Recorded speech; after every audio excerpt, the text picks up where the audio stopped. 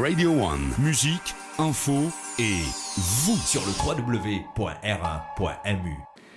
Premier à l'agenda ce matin, ce sera la PNQ, la Private Notice Question du leader de l'opposition qui nous pensait fin flop et fin démontrer la mauvaise foi de l'opposition qui essaie à chaque fois de reprendre quelque chose qui peut exister.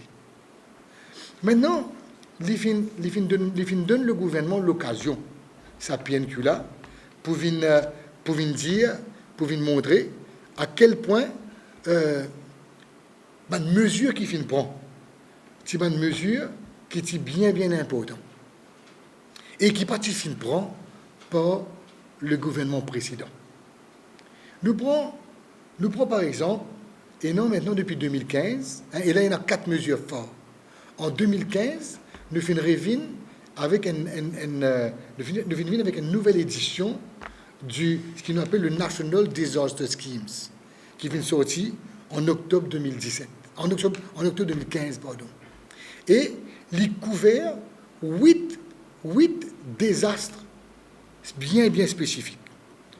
Le premier scheme, un response scheme, le premier c'est pour un cyclone, le deuxième c'est pour ce qu'on appelle heavy rainfall, troisième c'est pour une pluie torrentielle et une inondation, quatrième, nous-mêmes ayons un scheme d'urgence pour un tsunami, cinquième, quand il y a une grosse vague qui finit en fatalité à cause d'une grosse vague dans le passé, après ça nous ayons pour une crise de l'eau.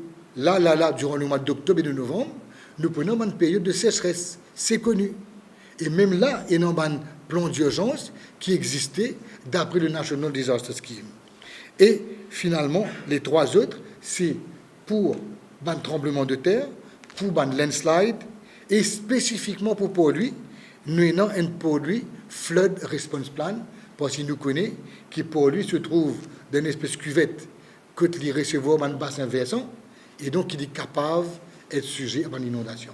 Et ça, il de nous exactement qui peut faire avant, qui peut faire pendant, et qui peut faire après une catastrophe naturelle de cette envergure. Moi, je suis content, aligne-moi, avec ce qui me trouve le cardinal Maurice Piat, les films prononce-lui à juste titre contre le recensement de la population lorraine base ethnique, et lui en tant que chef de l'Église catholique, et aussi Monseigneur Yann Ernest, le chef de l'Église protestante, qui lui aussi prend position de manière catégorique contre la demande pour un recensement de la population lorraine base ethnique. Je suis tout à fait d'accord quand il dit « My church does not recognize division and wishes to play no part in it ». C'est la position du gouvernement. Nous parler de division, nous parler de parti d'aucune entreprise, d'aucun exercice qui est capable de fragmenter nos populations. Radio One Sur le www.r1.mu.